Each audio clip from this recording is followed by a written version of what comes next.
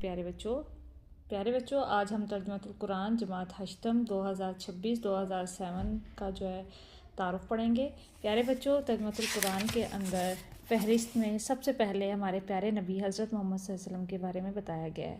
پھر اس کا باب دوم ہے، وہ ہے قرآن مجید کے آداب، پھر ہدایات ہیں استاذہ کے لیے، پھر اس کا تدریس کا جو ہے وہ سارا مقصد بیان کیا گیا ہے۔ پھر ہے اس میں سورۃ زخرف، اس کا ہم متن پڑھیں گے، ترجمہ پڑھیں گے اور پھر اس کی مشق ہوگی۔ پھر اس کے بعد سورۃ دخان پڑھیں گے، اس کا تعارف، پھر متن، ترجمہ اور سورۃ دخان ہے، پھر اس کی مشق کی جاتی ہے۔ پھر سورۃ جاسیہ ہے، سورۃ جاسیہ پڑھیں گے، سورۃ جاسیہ کے بعد سورۃ قاف، اس کا متن، ترجمہ، مشق۔ پھر سورۃ زاریات ہوگی، اس کا متن، ترجمہ اور سورۃ زاریات پڑھیں گے۔ سورۃ زاریات کے بعد سورۃ طور ہے،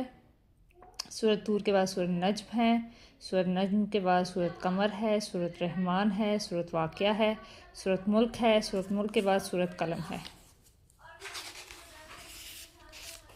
اور سورۃ قلم کے بعد پیارے بچوں سورۃ حاقہ ہے، سورۃ حاقہ کے بعد معارج ہے، معارج کے بعد سورۃ نوح ہے، سورۃ جن ہے، سورۃ مزمل ہے، سورۃ مدثر ہے، سورۃ قیامہ ہے،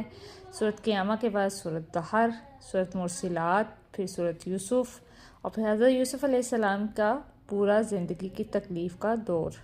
پھر حضرت یوسف علیہ السلام کا عروج، پھر حضرت عیسیٰ علیہ السلام کے بارے میں، پھر سورۃ مریم کے بارے میں، اور اس کے بعد اس میں رموز و اوقاف کے بارے میں تھوڑا سا